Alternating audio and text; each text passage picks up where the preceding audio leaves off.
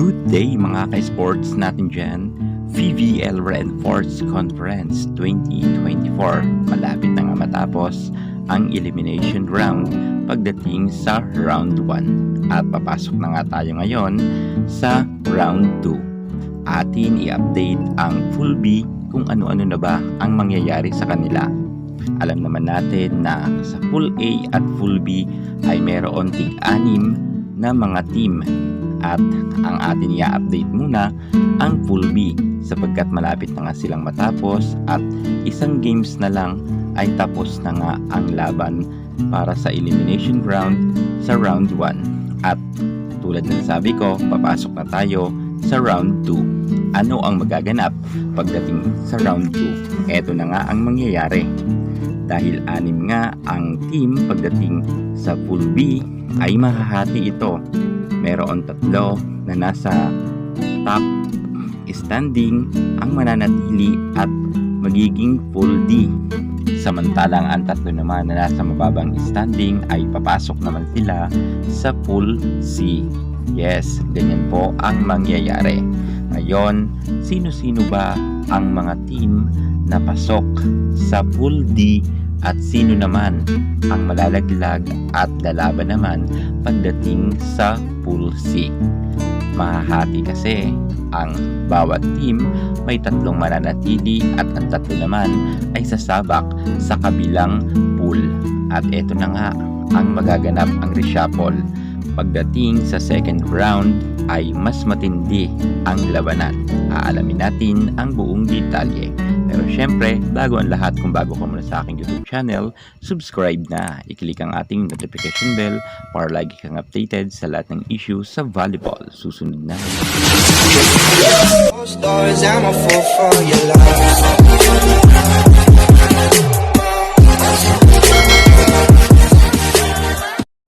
Magaganap na ang tunay na tunggalian dahil mas malupit at mas matindi ang bakbakan pagdating sa round 2. Dito na talaga itotodo ng bawat team at ilalabas na nila ang kanilang mga itinatago pang galing para nga manatili sila sa standing na mataas upang makasabak nga sila sa semifinal.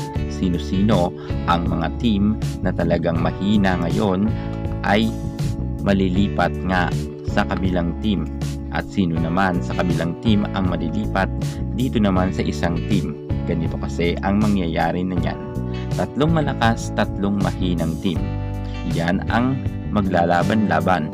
So, mas mahihirapan ngayon ang mga nasa mababang standing dahil ang kanilang mga makakalaban ay mga malalakas na standing at may lipatan pa nga yan na magaganap. Kung kaya, grabe talaga ang paghahanda na kinakailangan. So, eto na nga ang pool B. Sa pool B, ang nananatili nga sa number 1 spot ay ang Signal HD Spikers na meron ngang 4 na panalo at 0 pa ang kanilang talo. Ang Akari Chargers ay may 4 na panalo rin at wala pa rin silang talo. Tayo nga sila ng Signal, ngunit ang Signal ang nasa number 1 spot dahil nga lamang nga sila ng 2 puntos kontra sa Akari Chargers. Samantalang nasa 2nd spot naman ang Capital One Solar Spikers at solong spot nila yan dahil meron nga silang 2 win and 2 lost. Subalit ang Choco Mucho, Petrogas Angels at ang Zeus Coffee Thunderbells ay nasa mababang standing at ang nangungulilat nga dito ang bagong team ng Zeus Coffee na kung saan nga 0 win pa sila. Wala pa nga silang naipapanalo na laban at may 4 nga sila na talo. At mahigpit ang magiging labanan nga nila. Ngunit meron pa silang natitira na tig-iisang laban gaya nga ng Capital One Solar Spikers, Signal HD Spikers, Akari Chargers ay meron pa nga silang mga makakalaban. Gayunpaman, kahit ang sabihin natin matalo man sila or manalo, hindi ito mawawala sa standing. Nasa top na po talaga ang Signal, ang Akari at ang Capital One Solar Spikers. Ang mahinang team naman dito ang Petrogas Angels, Choco Mucho at ang Zeus Coffee. Sila naman ay malilipat nga at makakalaban nila ang malalakas na team na galing nga noon sa Pool A. gaya nga ng Cherry Tigo, PLDT, Creamline Cool Smashers. Yan ang kanilang mga makakasama na dahil sila nga ang pinakamahina dito. Pagdating sa Pool B, magiging Pool C sila. At ang Pool D nga dito ay ang mga malalakas na team. So, ibig sabihin, mahihirapan talaga ang Petrogas Angel, Sus Coffee at ang Chocomucho dahil nga ang kanilang mga makakalaban nga at ang mga kasama na nila sa second round ay ang malalakas na team. At gayon din ang mga natalo sa Pool A ay mapupunta naman sila sa Pool D na makakalastapat rin nga ng Signal, Akari at Capital One Solar Spikers.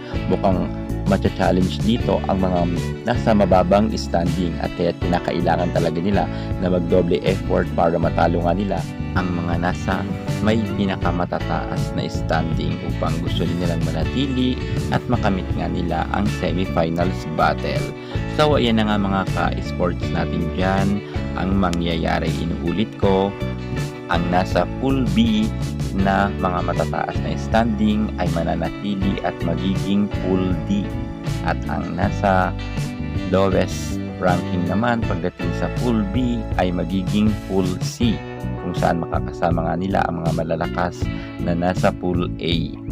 At magsasama-sama na nga sila para sa second round. Yan na nga ang mangyayari. So yan mga ka-sports natin, dyan ang pinaka-latest at update natin.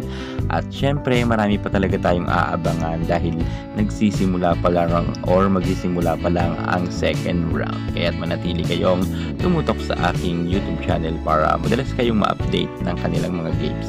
Yan muna ang pinaka-latest natin sa mundo ng volleyball. At para hindi ka mahuli sa lahat ng issue pagdating sa larangan sa volleyball, subscribe na. Thank you so much. God bless.